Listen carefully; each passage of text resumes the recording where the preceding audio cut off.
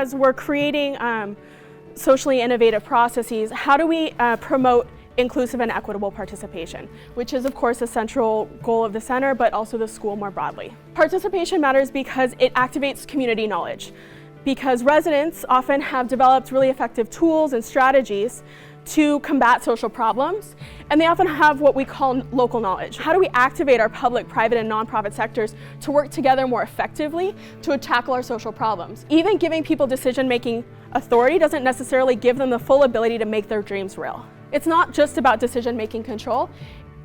It's about how do we share power throughout the process, not just who's deciding at various points in the process, but how do we give them the opportunities to share resources and to share power throughout.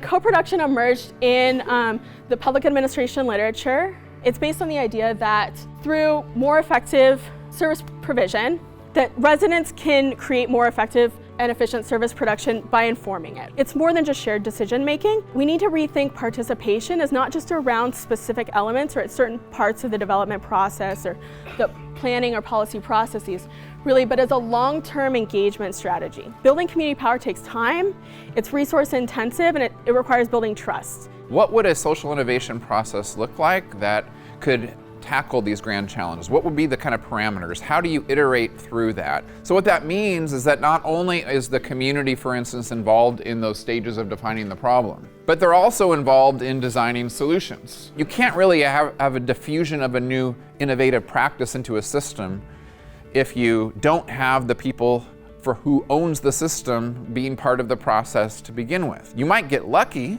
and convince someone, oh, you've been doing it wrong all along and here's the new idea to fix it, but if you've been involved in any political processes for too long, you'll recognize that doesn't usually happen that way. So you can say that you're going to give residents the ability to design solutions, but there's still some skepticism about what that looks like, and so authentic partnerships are critical. We might have been able to solve this problem before if we had the right ideas, but we haven't actually asked the people who have the solutions or activated the people with the solutions to be able to bring their solutions to the problem. Participation is long-term.